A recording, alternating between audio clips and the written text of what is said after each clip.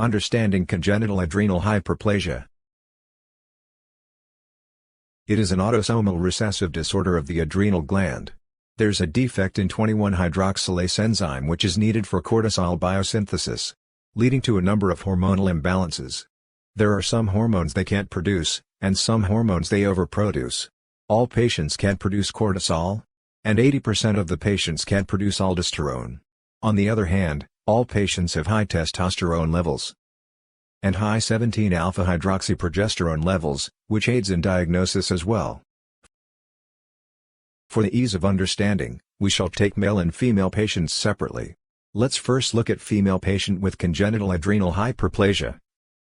Due to high testosterone, they have ambiguous genitalia at the birth, because of virilization, such as clitoral hypertrophy, or fusion of labia. Female patients will need 3 essential investigations for accurate diagnosis. First test is checking karyotyping. If it's 46XX, it will confirm that the patient is genetically female. Pelvic ultrasound scan, to see if a uterus is present. 17-alpha-hydroxyprogesterone levels, if high it will virtually confirm the diagnosis. Serum electrolytes checked, to see if they lack aldosterone 2, who are also called salt losers.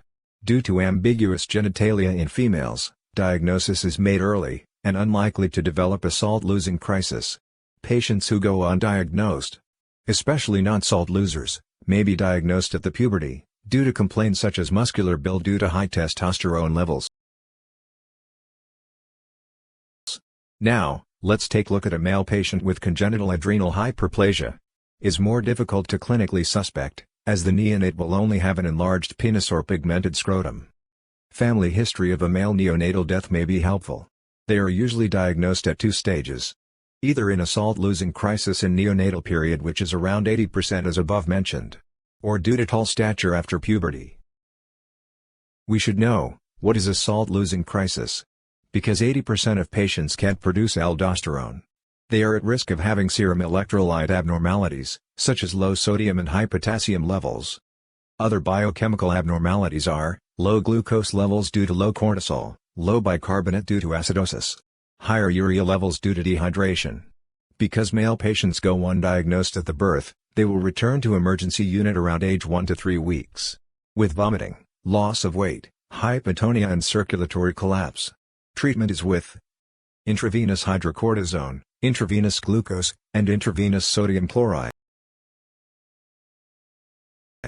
Long-term management options include: female patients will require corrective surgery on the external genitalia at the time of sexual activity. Lifelong steroids needed for both sexes, usually hydrocortisone. Salt losers will also need fludrocortisone. Should monitor growth and skeletal maturity to determine under or over treatment. Additional steroids needed in times of illnesses,